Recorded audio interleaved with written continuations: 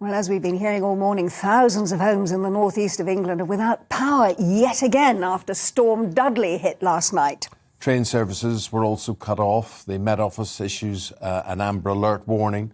Days of extreme weather still ahead with a second storm, Storm Eunice, set to hit most of the country, but particularly southern Scotland and more northern parts of England from dawn tomorrow. And joining us now is Scotland reporter Davie Donaldson. Good morning, Davie. What is it like up there? Oh, it looks cold and miserable. It is cold and miserable, you're not wrong there, Angela. It certainly has been, and yesterday ScotRail cut the services at 4 o'clock, all train services across Scotland at 4 o'clock, and little wonder given the winds and the rain, torrential rain that we saw yesterday afternoon and yesterday evening.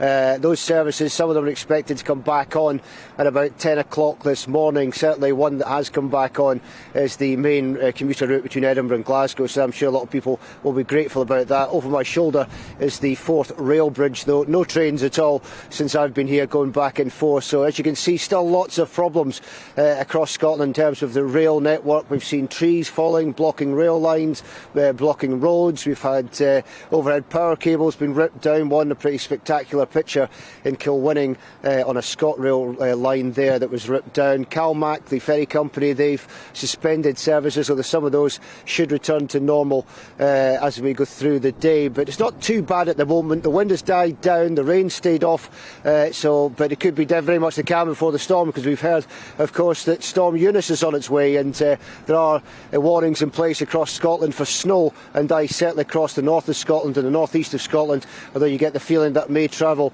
southwards to where I am at the moment. Is the frustration, Davie? I mean, it looks quite serene around you now, but this is literally the lull before the next storm, and we reckon by this time tomorrow it'll be a completely different picture.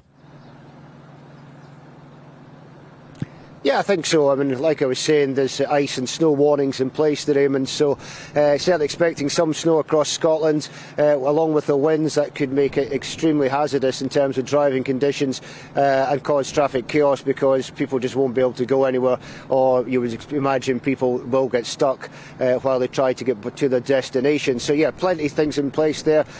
As ever, you would expect homes to be without power. The usual suspects, the Western Isles, the northeast of Scotland and the far north of Scotland, the areas that are usually pretty badly hit in terms of power cables being brought down. So yeah, it really is a case of bracing yourself. I think it's not been too bad last night. It was very high winds, a lot of rain, but it's not been too bad. Obviously the train services were affected, but I think the snow coming, the snow on its way, that's going to have a huge impact.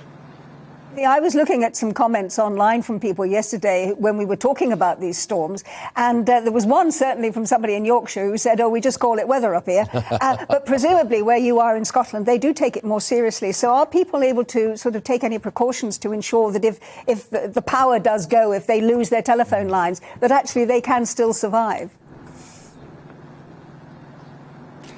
Well, I'm from the far north of Scotland myself, Angela, so I'm well used to power cuts. It was almost a weekly occurrence growing up. So yeah, I usually just had the old gas cooker out there, the gas camping cooker, and some candles. So yeah, it's pretty much the people in the far north of Scotland, the Western Isles, as I said, the northeast of Scotland, are very much used to these conditions. So they know what's coming, they know what to expect, and they know how to prepare for it. So as for the rest of Scotland, well, usually it's a bit more difficult for them because they're not quite so used to having it in such a dramatic scale and so frequently. But yeah, snow on its way here and ice. I can't wait to be reporting on that tomorrow.